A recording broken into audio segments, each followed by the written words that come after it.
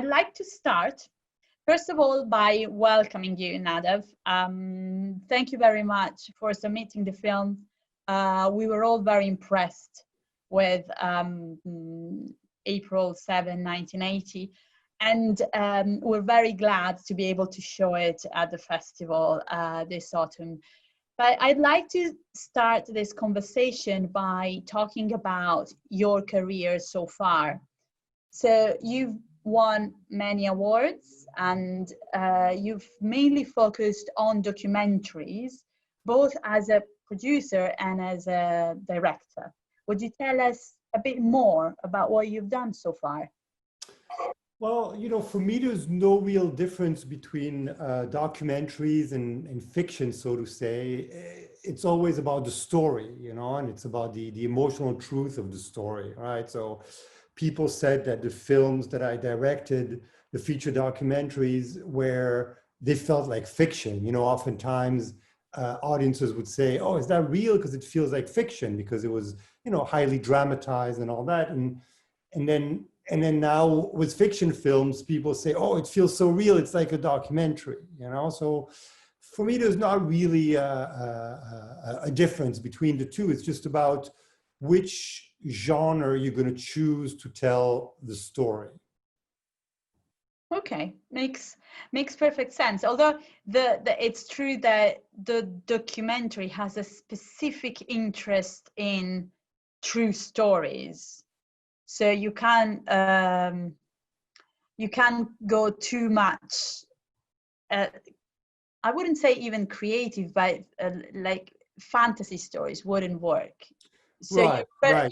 You're linked to a true story. That's the point. Right, but we're always hunting for the truth, So April 7th, the film that you're showing is a true story. That the events of that night really happened. They really happen within one night, and the real people are portrayed in there, and what we were going after in the making of this was the emotional truth of the moment, right? Like because that's what we're conveying at the end of the day. We're conveying an emotion. We're conveying, an experience. So, so that that's cinema for me, at the end of the day. And how did you get involved in filmmaking? How did you start? Oh gosh. Do you have a first memory as a filmmaker? Well, actually, my first memory is, I looked at the question you asked me before, I was, as a kid, I grew up in Paris, and I was not allowed to watch television. So I would only be allowed to watch television, in the afternoon for the kids programs. But what I really wanted to see were like these very violent Westerns, like Sergio Leone. I love Sergio Leone Westerns. And they would be showing at 8:30 at night, and I passed my bedtime. So I would sneak out of the bedroom, basically, and go into the hallway. And I could watch the Westerns through a crack in the door, between, my parents would leave the door open, and I could, there was a crack between the door and the door frame. So I could see just as much of the frame. And I would constantly have to adjust my position, to see. And Sergio Leone, he frames, very sort of narrow. So I would have to adjust my position all the time. Yeah. And I loved it. I loved watching I could never see the whole frame because, it was so wide. So I would always adjust my position. And that's my first sort of cinema memory, not being allowed to watch, wanting to watch, and peeping and sort of reassembling the frame in my mind, and in a way, a lot of that love for Westerns, I feel, is present in April 7th, because there's a standoff situation between the hostage takers and the army outside, and it's really like a Western in a way. It's true. It's true. I didn't think about that, but it's very true. So you were inspired by Sergio Leone. Very much. Yeah. But regarding this film and the theme of this film, I've read that your film, The Green Prince, won the Audience Award at Sundance, and it was part of a trilogy focusing on the psychology of spies and terrorists. So you're you clearly are very interested in this subject matter, the psychology of terrorism and the victims too, because this is what we are looking at. Well, in I the mean, that's film. interesting that you say that, because actually, you know, for me, so before that, I did a trilogy, like you said, of feature documentaries, which was, the last one was The Green Prince, which focused Yeah. on the relationship between a handler and his source. Mm-hmm. Before that, I did a film called In the Dark Room, which was about the daughter of Carlos the Jackal, and the daughter and the wife. So I wanted to know what it was like to be married to the most wanted terrorist in the world, or what it was like to be the daughter of the most wanted terrorist. So it was about the relationship. And then before that, my first film was called The Champagne Spy. And that was about the story of a kid, of a boy who discovers that his father is a Mossad agent. And it was about the relationship of the boy and the father. And I wanted to know what it was like to be the son of a Mossad agent. And actually, it was the first time that Mossad agents spoke on camera, because the personal price of espionage is so great that they felt that they needed to share that. So in a way, I feel that that trilogy, it was about relationships. It was about family relationships that are put under extreme circumstances, extreme pressure. So that was the leitmotif of these films, you know. Mm-hmm. While in April 7th, you do look at terrorists, but in a different way. Yeah, but you know, so I remember I had to convince Shadi, the main actor, Shadi Mari, carries the film. He's extraordinary. You know, he became known for a movie called Bethlehem, and then he did Fauda, which was a very popular Israeli series, and he didn't want to play the terrorist anymore. And I really wanted him for the role. And I told him, Shadi, listen, the way that I look at it, you know, you're not a terrorist. And also these guys back then in the 80s, they were not religiously motivated. They were socialists, you know. They were secular. They were socialists, and you know, and I think they were young people who made a mistake, you know. And I told them, you're portraying basically a young, passionate person who made a terrible mistake and is caught in an impossible situation. So, that's what I find very interesting about the film, is that in a way you're not judging anyone. You're like, your camera is more putting the characters in very extreme circumstances and then looking at how they react to the circumstances, and each one of them has a reason to be there, and in a way you just watch them reacting to what life brings, basically. So you have the terrorists, and they are stuck in this situation. They're very young, they're very passionate, they're frightened to death in this extreme situation. And then you have obviously the hostages and the victims. This is quite a unique way of dealing with this subject matter, isn't it? well, you know, what I found fascinating in that situation was that everybody's trapped. So the terrorist or the commando, which is inside the house, they're trapped. You know, they all hold the hostages, but they're trapped. And that they have one window from which they can only see the countryside. They don't even see the special forces, which are above them or on the side. And I was like, wow, you know, that's a very cinematic situation. Like, you cannot see the dangers. You can just see the beautiful countryside, and the dangers are right along what you call the blind wall. You know, there's a wall without windows, which is called the blind wall, and that's where the special forces were. And the special forces are also trapped because they cannot see inside, and they cannot storm because of the children. So they're trapped. The people inside are trapped, and the parents, which are watching this from the dining hall, you know, they cannot go there, and they're also trapped. And you know, how does it feel like to be a mother whose child is just like right there at arm's length, and you cannot go and save their lives, you know? And So it was a situation where everybody's trapped in part of that one night, part of that situation. And I really feel that ultimately it's the story of the night. Like you said, it's a story of the circumstances of that night, which brings together these people in an impossible situation. You know, there's a lot of pressure. But also what I find very unique is that you deal with a theme that is very polarized. So the subject matter that you're treating, you usually, when the story is told, you have one side against the other. Here, it's the dynamic of the many point of view makes us the storytelling quite different from, you know, the evil against good type of thing. And I was wondering, because obviously you have this, it's an historical episode, but is there some connection in the way you look at the historical? Is in a way, are you suggesting that we could see Israelis' issues today through this point of view? Wow. Or is it going too far? Is it going too far? No, listen, there's always something, you know, you can't escape it. There's always something, but in a way, yes, because I feel that, you know, Israelis and Palestinians in particular are separated, just like in the movie, by a blind wall.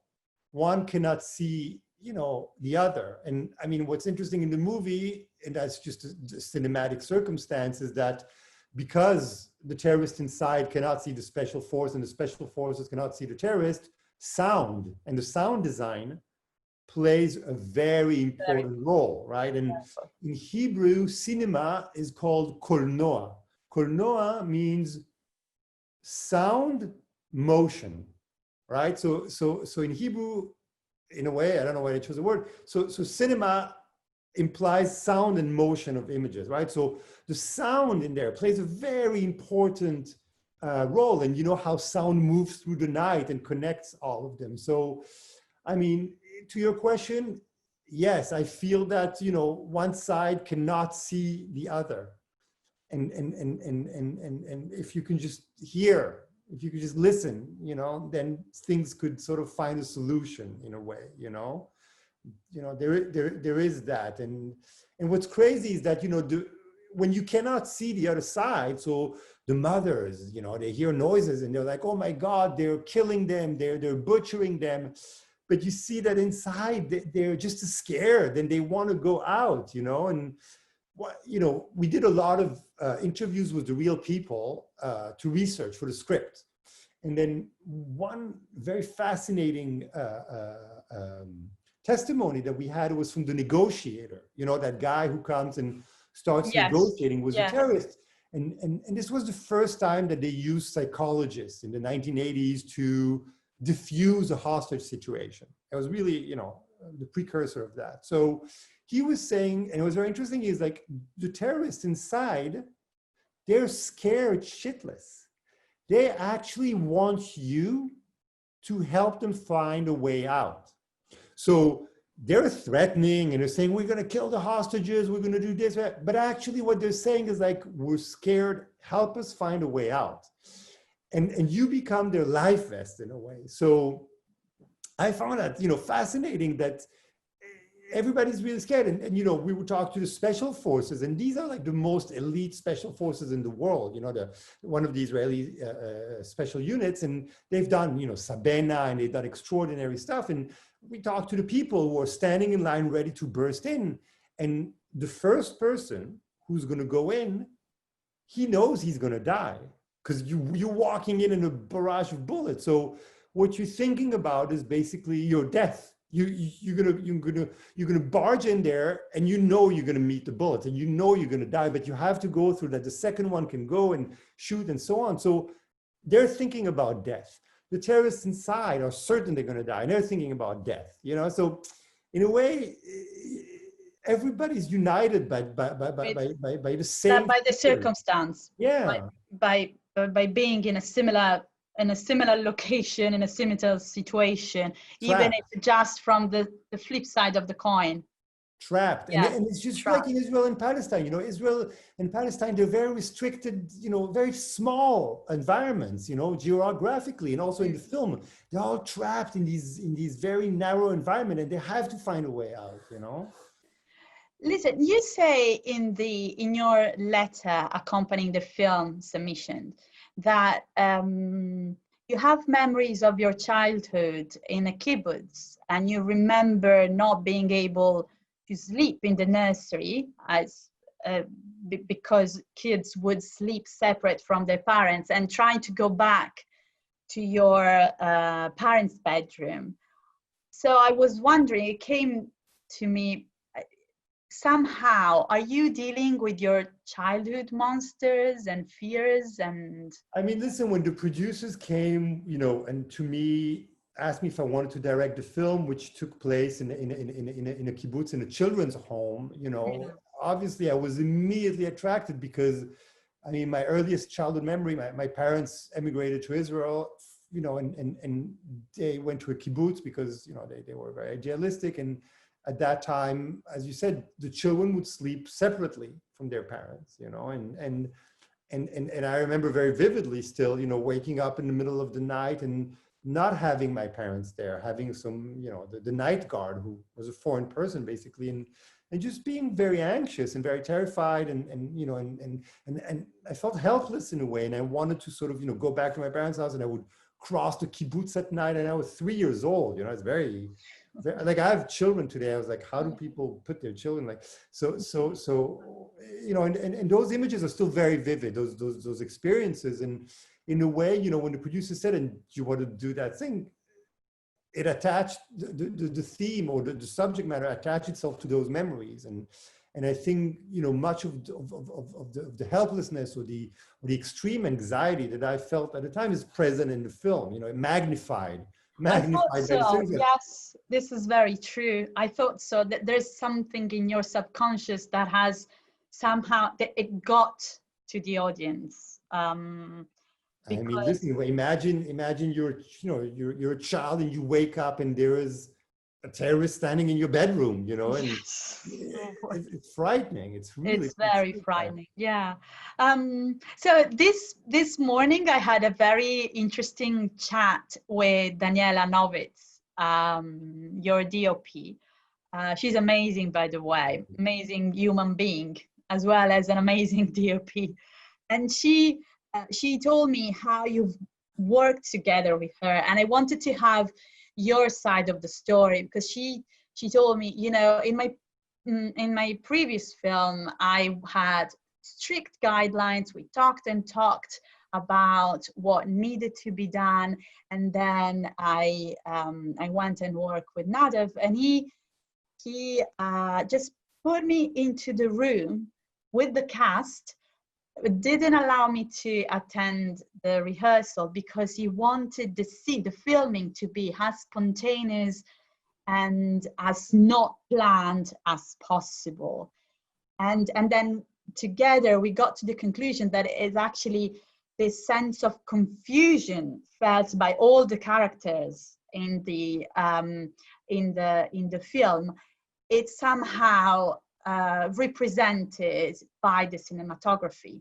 So you've got this very close camera movement, very quick changing of perspective. And so what were you achieving? What did you want to achieve? Is this it? Is this? Well, you know, I mean, first of all, Daniela is extraordinary, you know, Oh my God, she is. and I think we could not have pulled it off without her. And you know, we became really, you know, we made that film together, you know. You clicked. That's what she said. And it was just extraordinary. And then listen, you know, and she's a very prepared person, like with short list and I'm, you know, coming from documentaries, you develop a bullshit radar, you know, you develop a sense for, you want the truth, you know, so there's so much that actors, they need to sort of peel those layers. And that's, I was really aiming to recreate for the audience an experience, a cinematic experience, which is the experience of that night told from different point of views, right? So when the terrorists come into the kibbutz at night, they don't know where they are. Everything is dark and they see a light, so they go there. So the camera needed to sort of emulate that feeling of looking for anchors in the environment, because you don't know where you are. So if the camera does that, as the viewer, you are right there with them, you know, and so the camera needed to create that. Or when, you know, when the parents are not allowed to go in, and, you know, they know their children have been taken hostages, but they're closed in the dining hall and they're not allowed to go there. The camera needs to sort of make you captive, you know, they need to sort of restrain you. So the camera acts as a tool, as a vehicle for us to convey the experience of the moment, you know, and that's what we were going after. She also mentioned that you made a miracle by shooting everything in 15 days or just over 15 days. That was crazy, yeah. And so I was wondering, how did you manage? Well, you know, first of all, we didn't have a choice, because that was, you know, we made that film against all odds. You know, at the beginning, there was no film funds. It was sort of like the producers dug into their own pockets. I had a time window in which I could do the film. And, you know, it was either we do it in that time window or we don't. And they said, you know, and I got to hand it to them. They were very brave. They said, let's go for it. So we went, you know, and it was like going to war, basically, because you have 15 days and that's what you want. And you know, both Danny and I and all the department heads, you know, we worked like day and night and without compromise. We didn't want to compromise on anything, not on the look, not on the feel. And so it was really about pulling the team together, making sure that everybody's doing the same film. And I think the enthusiasm, the excitement of making that story. And listen, in Israel, that story is part of the collective unconscious, right? Everybody knows and remembers it and knows somebody who was there on that night. And it's a very important piece of history, you know, which is rooted in collective. So everybody wanted to take part of this. And because everybody was making the same film, I could sort of light the fuse and keep that intensity. And I think we managed by keeping the intensity, which in this case worked in favor of the drama on the screen, because the situation is so extreme and so intense and so spontaneous that working relentlessly hard and quickly and another take and don't cut and let's, it works in favor of what's on screen, you know? So in that sense, we're very fortunate, you know, and I could use the time pressure and the stress. And I created a lot of stress for them because that's my role. My role is to create a circumstance for them to act truthfully for that situation. And it's a very stressful situation. So in that case, you know, the stress was our partner. Great. And did the actors follow you? Like, how was the work with the actors? I mean, you know, for me, it was the first time working with actors. So for me, it was an education, you know, and then, but I guess the same way, you know, I remember, you know, on The Green Prince, I was, you know, manipulating spies and terrorists and you know. And to speak, opening up to you. Yeah, into basically revealing their emotional truths. Yeah.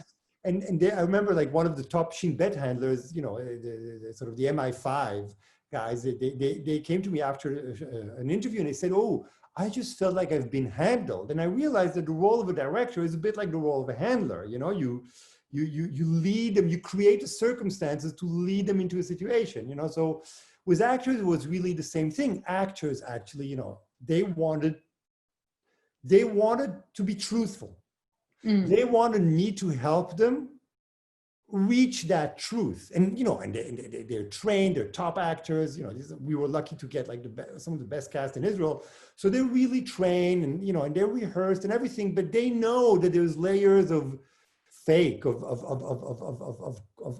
I'm making too much of an effort of stuff. So they actually wanted, and, you know, I think they were first surprised by my methods, but then I think they felt it. You know, truth is something that resonates. So when it's there, you feel it. And I think the moment from the first day of shooting, when they felt, and Danny and the crew felt that, whoa, you know, we're reaching, we can hear the truth resonate.